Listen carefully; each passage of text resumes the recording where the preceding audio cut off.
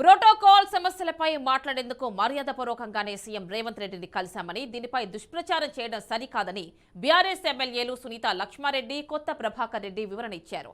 సీఎంతో భేటీలో security, protocol సమస్యలపై మాట్లాడామని తెలిపారు. తాము కాంగ్రెస్ లో చేరుతున్నట్లు వస్తున్న వార్తలను బీఆర్ఎస్ ఎమ్మెల్యేలు ఖండించారు. కాగా మంగళవారం సీఎం రేవంత్ రెడ్డి సమావేశమైన 4 బీఆర్ఎస్ ఎమ్మెల్యేలు పార్టీ మారుతున్నట్లు ప్రచారం జరిగింది.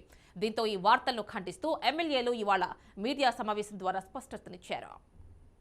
మొన్న కూడా పత్రికల్లో పెద్ద కథనాలు వస్తూ ఉన్నాయి, మీడియాలో ఏంటంటే మేమేదో పార్టీ మారుతున్నట్టుగా, మరి రహస్య చర్చలు జరుపుతున్నట్టుగా, సీనియర్ నాయకులు ఎవరో మమ్మల్ని టచ్లో ఉన్నారు కాంగ్రెస్ పార్టీకి సంబంధించిన వారని చెప్పేసి చెప్తాను. దీన్ని తీవ్రంగా ఖండిస్తూ ఉన్నాము.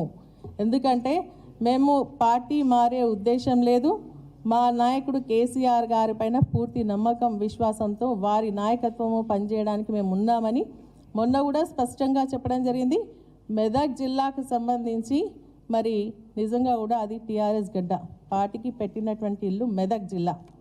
ఈరోజు ఆ నమ్మకంతోనే అక్కడ ఉన్నటువంటి ప్రజలందరూ కూడా మరి దాదాపు 10 స్థానాల్లో 7 స్థానాలను మమ్మల్ని గెలిపించడం జరిగింది. మేము కేసీఆర్ గారు నాయకత్వంలో మేము పనిచేస్తాం. మా మెదక్ జిల్లాకు సంబంధించి రానున్నటువంటి ఎన్నికల్లో పార్లమెంట్ పైన మరి టీఆర్ఎస్ జెండా కూడా ఎగురవేస్తామని చెప్పి స్పష్టంగా చెప్తాం.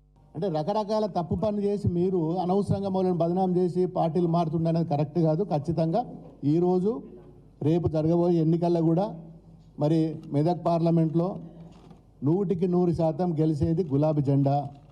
మా ఎంపీగా మేము మా గౌరవ కేసీఆర్ గారు ఎవరైతే అభ్యర్థిని మరి అవకాశం ఇస్తాడో మరి దానికి 100% రేపు జరగబోయే ఎన్నికల్లో కూడా మీరు చేసిన వాగ్దానాలు, మీరు చేయబోయే వాగ్దానాలు ఏమున్నాయో అవన్నీ కూడా ఎండగడతాం. అవసరం అనుకుంటే మరి రోడ్డు మీదకి వస్తాం. మాకు ఇదేం కొత్త ఏం కాదు. ధర్నాలు చేసైనా ఏదైనా ఇలా ప్రజలకు ఏదైతే మాట ఇచ్చిండ్రో మీరు ఆ మాట నిలబెట్టే వరకు కూడా మేము పోరాటం చేస్తాం.